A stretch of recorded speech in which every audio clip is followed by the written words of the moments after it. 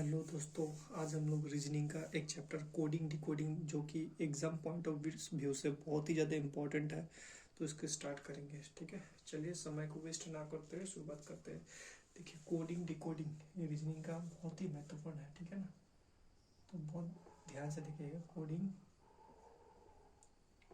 Decoding chapter का नाम है कोडिंग डिकोडिंग। ठीक है, तो दोस्तों ये कोडिंग डिकोडिंग जो है ना, ये किस हिसाब से क्वेश्चन आता है, कैसे क्वेश्चन करना पड़ेगा और इसको हम लोग किस तरीके से तैयारी कर सकते हैं, वो सारे के सारे मैं चीज़ बताऊंगा। ठीक है, उससे पहले ये जो कोडिंग डिकोडिंग है ये आता कैसे है ना, ये आएगा आपका ऑड आउट। ठीक है, ऑड वन आउट है ना। हमने इससे पहले जब नंबर सीरीज में भी आप देखोगे इस चीज़ को, आपको नंबर सीरीज में भी ये चीज़ देखने को मिलेगा। ठीक है, और ये कोडिंग डिकोडिंग में भी आपको देखने को मिलेगा ऑड वन आउट। ठीक है, उसके बाद और किस तरीके से आ सकता है, एनालॉजी। ठीक है, तो ये दो तरीके से कोडिंग डिकोडिंग आता है। ठीक है, तो किसी भी एग्जाम में इसका 3 या 4 क्वेश्चन आपको देखने को मिलेगा ही मिलेगा कोडिंग डिकोडिंग का।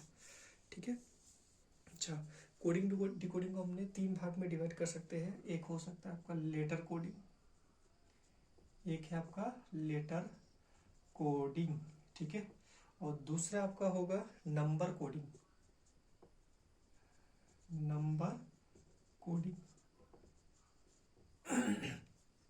और तीसरा होगा आपका मिक्स्ड कोडिंग।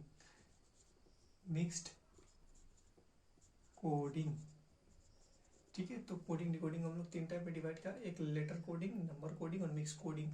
ठीक है, अच्छा, तो ये क्या है ये हम लोग आगे जानेंगे। ठीक है, तो इसको आप लोग लिख लो जल्द से जल्द।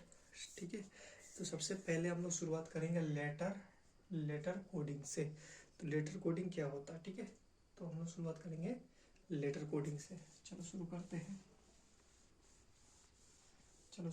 हैं लेटर कोडिंग से। ठीक है, यहाँ पे मैं लिख दे रहा हूँ लेटर कोडिंग।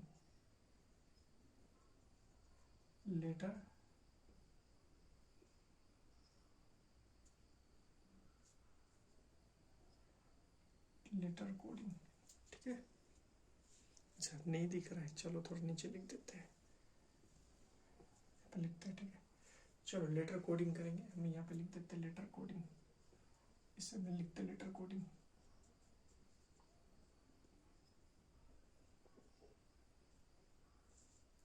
ठीक है, तो लेटर कोडिंग का क्वेश्चन कैसे कैसे आएगा, देखो लेटर कोडिंग का कुछ पैटर्न फॉलो करता है, जिस पैटर्न को आपको सीखना है। ठीक है, तो सबसे पहला पैटर्न जो आप सीखेंगे, अब देखो क्वेश्चन का माध्यम से हम लोग जानते हैं। ठीक है, तो क्वेश्चन नंबर 1 क्वेश्चन के माध्यम से सीखेंगे तो हमें अच्छी तरीके से समझ में आएगा। मान लो ये इस तरीके से दिया हुआ है। ठीक है, हैंड, HAND, हैंड का मतलब है, मान लो IBOE, ये है हैंड का मतलब। ठीक है, तो बताइए सिल्क का मतलब क्या होगा, सिल्क का मतलब व्हाट। ठीक है, तो इस तरीके से अगर क्वेश्चन रहेगा। ठीक है, तो क्वेश्चन देखो हम लोग को क्या करना है, सबसे पहले तो हमें क्या करना है, जो कोडिंग डिकोडिंग का जो सबसे महत्वपूर्ण चीज है उसमें हमें क्या चाहिए, देखो इससे अगर हम लोग सॉल्व करने जाएंगे, एच के बाद आई कैसे आया, तो गिनती करेंगे HI, ABNODE। ठीक है, तो ये तो आपको इजी लग रहा है इस तरीके से, बट जब लेटर बहुत ही डिस्टेंस बहुत ज्यादा होगा तो आप लोग को बहुत मुश्किल आएगा। इसीलिए सबसे पहले आप लोगों को क्या करना है, जो A to Z आप लोग को होमवर्क में रहेगा, सबसे पहले आप लोग को A to Z जो जो लेटर है उसका प्लेस वैल्यू को याद करना है, ठीक है, तो प्लेस वैल्यू को याद करने का A to Z जो प्लेस वैल्यू है, प्लेस वैल्यू को याद करना है। प्लेस वैल्यू को याद करने का तरीका फिर हम सिखाएंगे आगे। ठीक है, तो आज इस वीडियो में नहीं सिखाएंगे, इस वीडियो में सिर्फ कोडिंग डिकोडिंग करेंगे। ठीक है, इस सारे क्वेश्चन आंसर सॉल्व करेंगे, कोई एक वीडियो में आपको उसके बारे में भी बताऊंगा कि किस तरीके से उसको याद कर सकते हो। ठीक है, चलो वैसे आप लोग अगर इसको डेली देखते रहोगे और यूजेस करोगे तो ऑटोमेटिकली वो याद हो जाता है। ठीक है ना, तो देखो यहाँ पे हम क्या करेंगे, सबसे पहले नंबरिंग करेंगे, प्लेस वैल्यू रखेंगे। एज का प्लेस वैल्यू कितना होता है, एज का प्लेस वैल्यू 8 होता है। आप लोग इसको रखते जाइए, है ना, आस्ते आस्ते धीरे धीरे पूरा याद हो जाएगा प्लेस वैल्यू। ये 1 14 और ये 4 होता है, और ये क्या है, आई 9 है, 2 है, 15 है और 5 है। तो अब देखोगे 8 के बाद 9, 1 के बाद 2, 14 के बाद 15, 9, 4 के बाद 5 है, ठीक है। उसी टाइप से ये अगर 19 है, ये अगर 9 है, 12 है, 11 है, 19 के बाद 20 आएगा, 20 का मतलब होता है टी, 9 के बाद 10 आएगा, एल के बाद क्या आएगा, एम, मतलब 12 के बाद 13 आएगा, 13 प्लेस वैल्यू का एम है, और के के बाद क्या आएगा, एल आएगा, है ना। 11 के बाद 13, 11 के बाद 12, ठीक है। तो इस तरीके से आप प्लेस वैल्यू बैठा के कर सकते हो। भले ही आपको इस ये बनाने में, इस क्वेश्चन को बनाने में लग रहा होगा कि शायद प्लेस वैल्यू हम नहीं बैठाते तो जल्दी हो जाता, बिल्कुल सही बात है। पर क्या होगा ना, आगे हम लोग ऐसे अगर इसमें सीखते रहेंगे ना, तो आगे में हमें सुविधा होगा, ठीक है। चलिए, ये जो पैटर्न फॉलो किया ना, इसको बोलते हैं फॉरवर्ड पैटर्न। देखो ये क्या हो गया, ये फॉरवर्ड, आगे की तरफ डायरेक्ट, ये हमारा आंसर डायरेक्ट बन गया। तो जरूरी नहीं है कि हमेशा इसे डायरेक्ट बने, ठीक है। कभी कभी हमें डायरेक्ट नहीं भी बनेगा, ठीक है। तो इसको हम लोग क्या बोलेंगे, इसको हम लोग फॉरवर्ड पैटर्न बोलेंगे, ठीक है। तो ये पैटर्न कैसा पैटर्न फॉलो किया, ये इस तरीके का पैटर्न फॉलो किया, देखो ऐसा था। तो ये इस तरीके का पैटर्न, इसको बोलते हैं हम लोग फॉरवर्ड पैटर्न। इसको क्या बोलते हैं, फॉरवर्ड पैटर्न,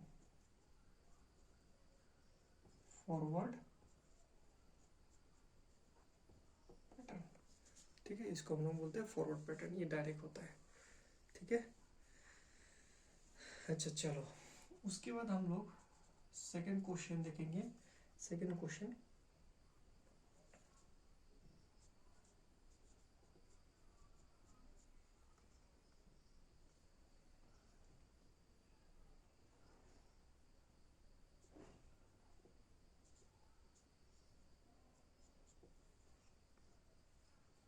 अच्छा इसमें आप ध्यान से देखो, इसमें क्या है, एज के बाद देखो, एज के बाद आई नहीं है, आई कहाँ पे है, यहाँ पे है।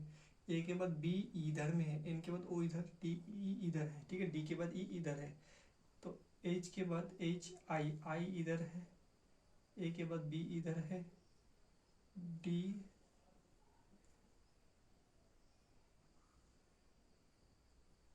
एन के बाद ओ इधर है, और डी के बाद ई इधर है। यानी कि ये कौन सा पैटर्न फॉलो कर रहा है, ये रिवर्स पैटर्न फॉलो कर रहा है। ये फॉरवर्ड था, ये रिवर्स हो रहा है, देखो उल्टा। एच इधर है, ए इधर है, एन ओ इधर है, डी इधर है, यानी उल्टा साइड में है, रिवर्स, ठीक है।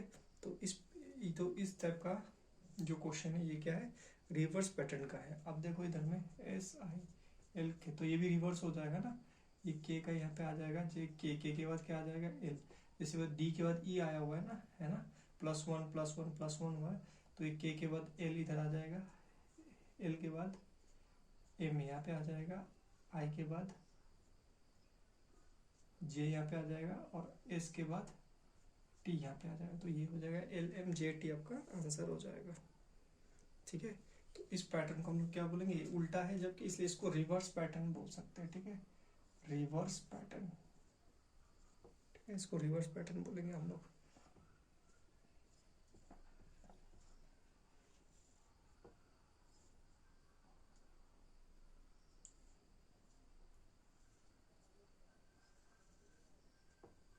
इस तरीके का फॉलो करता है ये, इसको हम लोग रिवर्स पैटर्न बोलेंगे।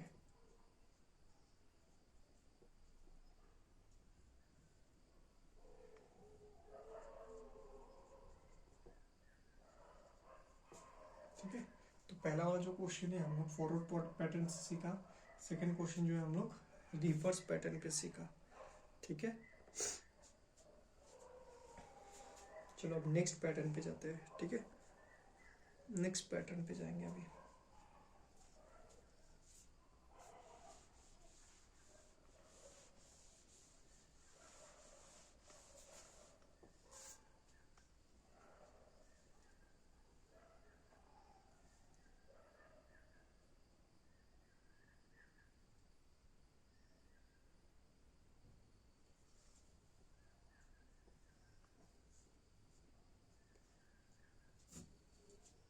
क्वेश्चन नंबर 3 देखेंगे अभी हम लोग।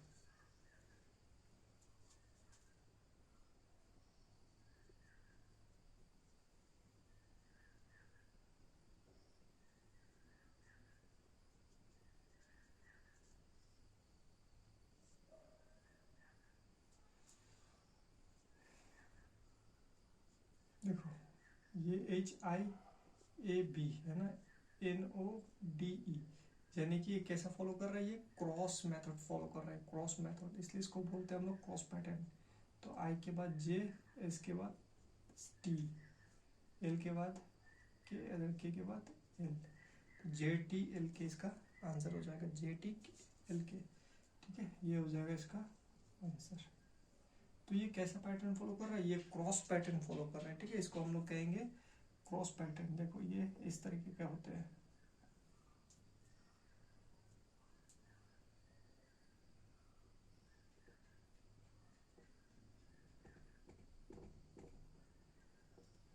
देखो ये इस तरीके से क्रॉस पैटर्न फॉलो करेगा ये। ठीक है, इस तरीके से क्रॉस पैटर्न फॉलो करेगा, और ये ऐसे भी फॉलो कर सकता है, ये क्रॉस पैटर्न ऐसे भी फॉलो कर सकता है। ठीक है, इसको बोलेंगे हम लोग क्रॉस।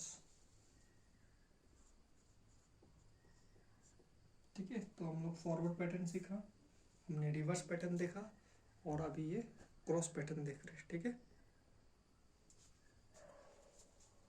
आशा करता हूँ अभी तक आप लोग को समझ में आ गया ये 3 पैटर्न। ठीक है, अभी इस पे बेस और भी ढेर सारे जब क्वेश्चन आंसर सॉल्व करेंगे तो ये हमारा बहुत क्लियर हो जाएगा। ठीक है, तो आप लोगों को जब भी इस तरीके का रीजनिंग में जब भी आप लोगों को कोडिंग डिकोडिंग बेस कोई भी क्वेश्चन मिलता है, तो सबसे पहले आप लोग को ये ट्राई करना है, ये ट्राई करके देखना है। ठीक है, आप लोग सबसे पहले क्या करना है, फॉरवर्ड पैटर्न, फिर रिवर्स पैटर्न, फिर क्रॉस पैटर्न, इस 3 को ट्राई करके आपको देखना है। ठीक है, इससे आपको आसानी से सॉल्व हो जाएगा। ठीक है, क्वेश्चन नंबर 4 देखते हैं। ठीक है, क्वेश्चन नंबर 4 देखेंगे।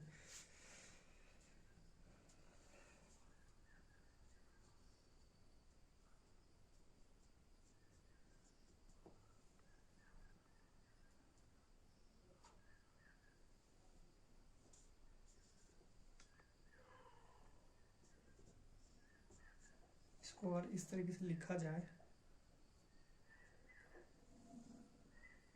तो माइट को कैसे लिखेंगे, MIGHT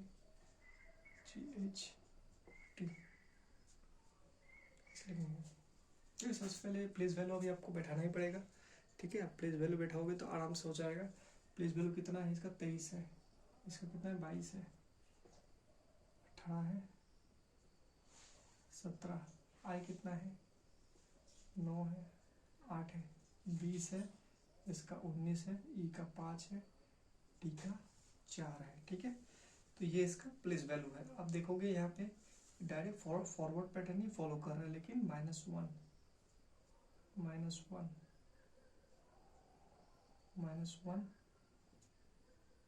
-1, यहाँ पे भी -1 हो रहा है। तो ये भी इस तरीके से इसका प्लेस वैल्यू लिख लो, ये 13 है, ये 9 है, ये 7 है, ये 8 और 20। ठीक है, तो ये कितना होगा, ये 12 होगा। 12 का मतलब होता है एल। ये -1 करोगे तो क्या हो जाएगा, 8 हो जाएगा, 8 का मतलब एच। ये -1 करोगे तो 6 हो जाएगा, 6 का मतलब एफ। ये -1 हो जाएगा, 7 7 का मतलब जी। ये -1 हो जाएगा, 19 का मतलब एस। ठीक है, ये हो जाएगा आपका आंसर, LHFGS।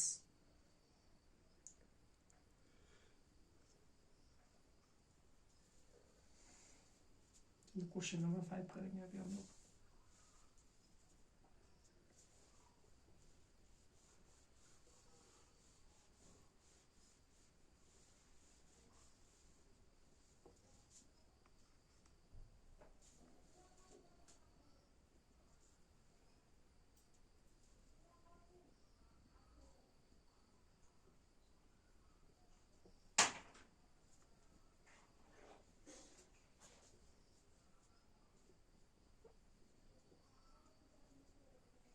चेयर, चेयर को कैसे लिखते हैं, चेयर को कैसे लिखेंगे, चेयर को EJCKT लिखेंगे, EJCKT अगर लिखते हैं तो टेबल को कैसे लिखेंगे।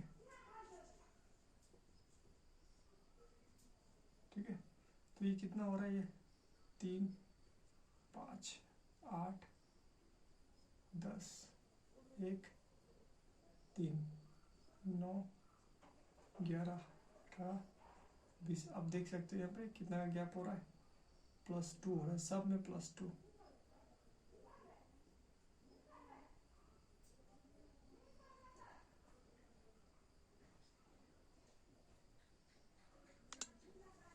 सब में +2 हो रहा है, तो ये भी क्या हो जाएगा, +2 हो जाएगा। तो 20 से +2 करेंगे 22 हो जाएगा, 22 का भी +2 करेंगे C हो जाएगा, +2 करेंगे 4 4 D हो जाएगा, +2 करेंगे 12 को तो 14 हो जाएगा N। इसको अगर +2 करेंगे 5 से 7 हो जाएगा G। तो आंसर क्या हो जाएगा, VCDNG। ठीक है, VCDNG हो जाएगा इसका करेक्ट आंसर। ठीक है, तो 5 नंबर 6 नंबर देखते हैं। अभी टोटल हमारा अभी तक कितना क्वेश्चन हो गया, 5 क्वेश्चन हो गया। अभी नंबर 6 नंबर क्वेश्चन है। ठीक है, एस श्याम से स्टार्ट करते, श्याम JXPEP।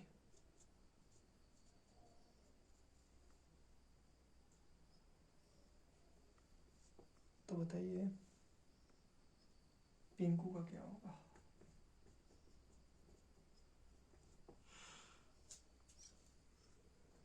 चलिए इसका बताइए पिंकू का क्या होगा। अगर इस श्याम का ये है तो पिंकू का किसके यू पिंकू। इसमें कौन सा पैटर्न लगा, देखो पता नहीं चल रहा है तो प्लेस वैल्यू बैठाओ, ऑटोमेटिकली पता चल जाएगा।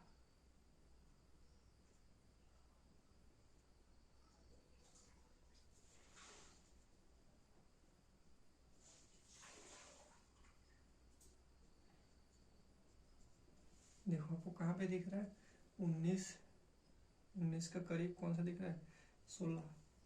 19 से 16 कैसे हुआ, 3 माइनस 8 से 5 3 माइनस 25 से 22 3 माइनस, यानी 3 माइनस हो रहा है। इस कौन सा पैटर्न में, रिवर्स पैटर्न में 3 माइनस हो रहा है।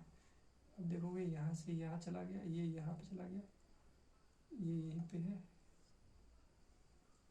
इस टाइप से रिवर्स पैटर्न में गया है। ठीक है, तो ये भी रिवर्स पैटर्न में आएगा। ये कैसे आएगा, ये पहले प्लेस वैल्यू बैठाओ, उसके बाद -3 होगा ना, ये क्या क्या -3,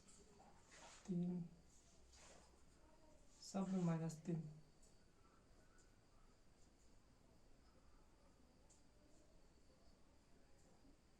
इसमें भी -3 ही हो जाएगा।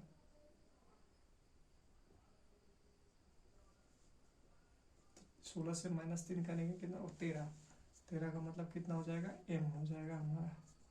अच्छा कहाँ जाएगा, यहाँ जाएगा, यह जाएगा, ये यहाँ पे आएगा,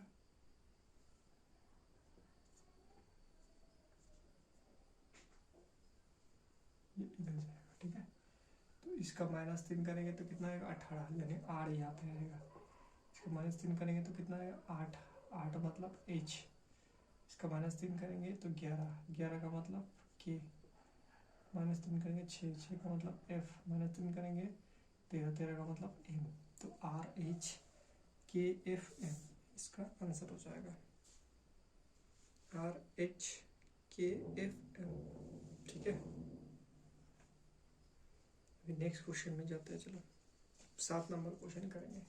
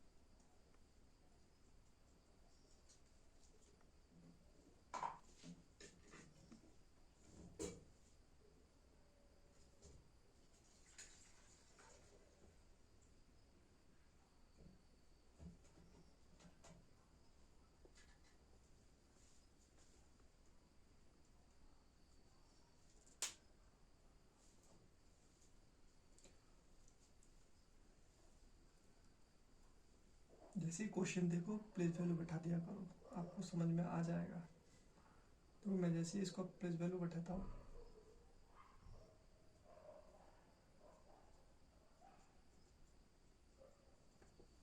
ठीक है, अभी देखो कहाँ से कहाँ मैच हो रहा है। 12 13 22, अच्छा 12 13 15 22 5 20 हो रहा है।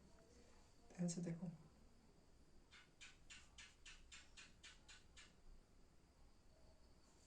कितना प्लस हो रहा है। 13 से क्या हो रहा है ये, अच्छा वो 15 होगा ना यहाँ पे,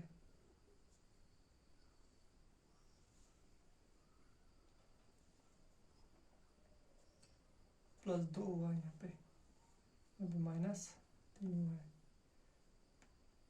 -3 यहाँ पे टी से भी हुआ है, फिर से +2 हो गया, फिर से यहाँ पे क्या हो गया -3 हो गया, फिर से +2 हो गया,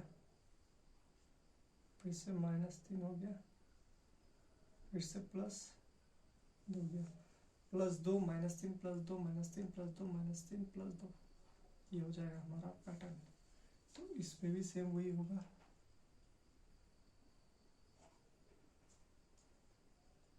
जी का 7, एच का 8, टी का 20, तो +2 होगा, +2 होगा तो कितना हो जाएगा, 4 हो जाएगा, 4 मतलब डी हो जाएगा, -3 मतलब 15, 15 मतलब वो हो जाएगा, +2 मतलब 17 मतलब क्यू हो जाएगा, -3 का मतलब होता है 18 आर हो जाएगा, जी के बाद क्या हो जाएगा, प्लस माइनस +2 हो जाएगा, 9 हो जाएगा यानी आई, -3 यानी 5 मतलब ई, +2 22 मतलब ही, ये हो जाएगा हमारा आंसर, DOQRIEV, DOQRIEV हो जाएगा हमारा आंसर। ठीक है, बस प्लेस वैल्यू बैठाया करो, शुरुआत में प्लेस वैल्यू बैठाने में आपको टाइम थोड़ा ज़्यादा लगेगा, लेकिन जैसे जैसे प्रैक्टिस करोगे तो प्लेस वैल्यू धीरे धीरे याद होते रहेगा, और जब प्लेस वैल्यू याद हो जाएगा तो ये बहुत ही आसान लगने लगेगा आपको, क्योंकि हम लेटर से उतना आसानी से हम उसको हम लोग नहीं सॉल्व कर पाते हैं, लेकिन अगर इसका प्लेस वैल्यू बैठा देते हैं तो ये हमें दिख जाता है, सामने सामने पता चल जाता है कि इसमें कौन सा लॉजिक लगेगा।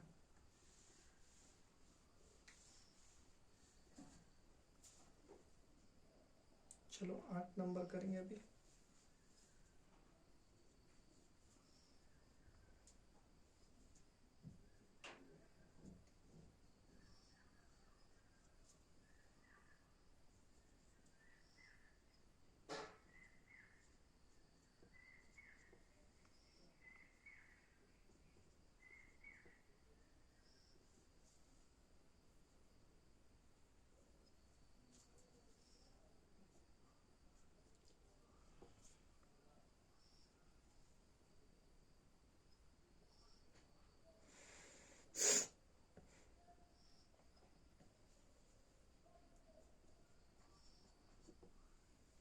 ये कौन सा प्लेस वैल्यू बैठा के पता चलेगा, जब तक प्लेस वैल्यू नहीं बैठाते तब तक पता नहीं चल रहा, लेकिन प्लेस वैल्यू बैठाते हमें आंसर दिखने लगता है। ठीक है, देखो 16 19 18 15, 16 3 19 18 -3 15 +3 यानी -3 +3 -3 +3 इस तरीके से आया है। ठीक है, पहले तो क्या हो +3 फिर -3 +3 -3 +3 -3, तो ये भी सेम वही होगा, है ना, के का मतलब था 11 5 19 8 1 22, प्लस से स्टार्ट है, +3 14 हो जाएगा एन, -3 2 हो जाएगा बी, +3 22 भी, -3 5 E, +3 D, -3 19 S, N B भी E D S. N B भी डी एस, ठीक है, ये हो जाएगा आपका आंसर, एन बी भी ई डी एस का करेक्ट आंसर हो जाएगा। ठीक है, प्लेस वैल्यू मैंने बैठाया के का 11, ई का 5, एस का 19, एच का 8 और ए का आई। ठीक है,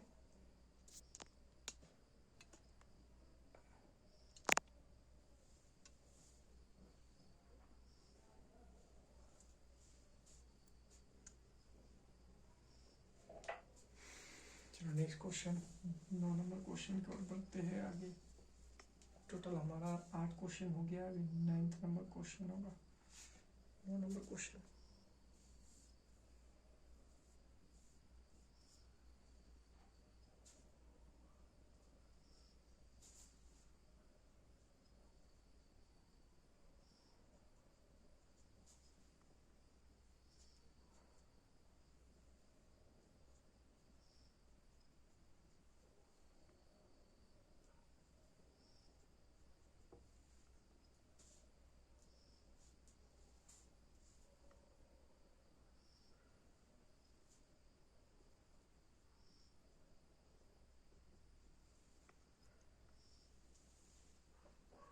ठीक है, तो ये क्या करेंगे, अच्छा प्लेस वैल्यू बैठा लेते हैं।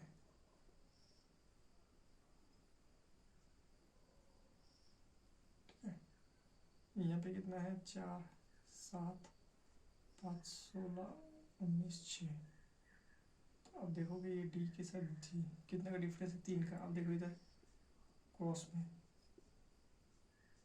ठीक है, क्रॉस में जब मैंने देखा तो मैंने देखा क्रॉस में यहाँ पे कितना का डिफरेंस है, 3, 4 3 7 +3 हुआ है ना, यहाँ पे +3 +3 हुआ है। अच्छा इधर में क्या हुआ है, -2, +2 +2 +2 हो गया। इधर में कितना हो गया, +1 +1 +3 +3 +2 +2 +1 +1। ठीक है, तो ये भी सेम वही होगा, 16 21 2 12 9 सी। अच्छा सी कितना होगा, 3 होगा। तो सबसे पहले तो +3 हो जाएगा, 21 से 3 प्लस करो और पी से 3 प्लस करो, ये कितना हो जाएगा, 24 एक्स। 24 का मतलब कितना होता है, एक्स हो गया, और इसमें 3 प्लस करेंगे 19, मतलब एस हो जाएगा। अब 3 प्लस किया, अभी 2 प्लस करेंगे इसमें। ठीक है, तो 2 2 4, 4 मतलब डी, 14 मतलब एन। अभी 1 प्लस करेंगे 1, 9 के साथ 10, जे 3 के साथ 1 4 हो जाता है। तो ये हो जाएगा हमारा correct answer, X S N D N D. और ये क्या है, अच्छा इसको डी लिखो।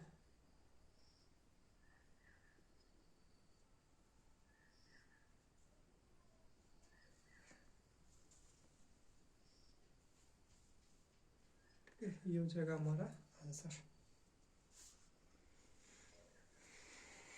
चलो 10 नंबर क्वेश्चन, और अभी के लिए लास्ट क्वेश्चन है। इसका सेकंड पार्ट बहुत ही जल्दी अपलोड होगा आप लोगों के लिए। ठीक है,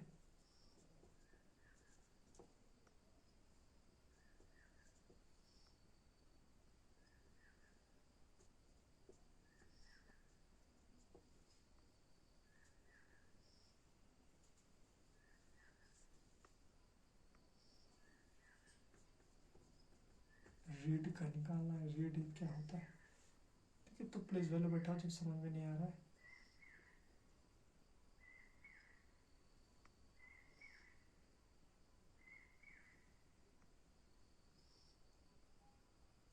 अच्छा ये एल है ना,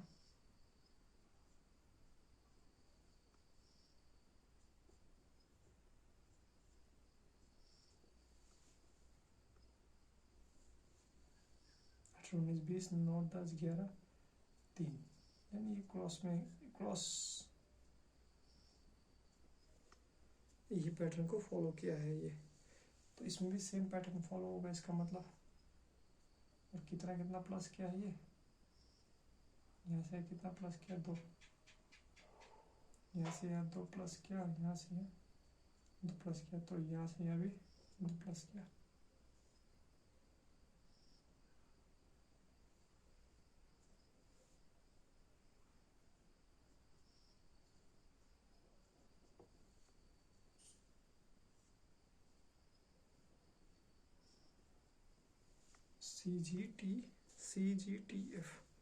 CGTF इसका आंसर हो जाएगा, ये हो गया इसका आंसर। तो आज यहीं के लिए इतना ही छोड़ते हैं, ठीक है। 10 क्वेश्चन नेक्स्ट पार्ट 2 वीडियो में इसका जो बाकी का और क्वेश्चंस है वो आप लोगों को सॉल्व कराऊंगा, ठीक है। थैंक यू, आप लोग इतना पेशेंसफुली सुना।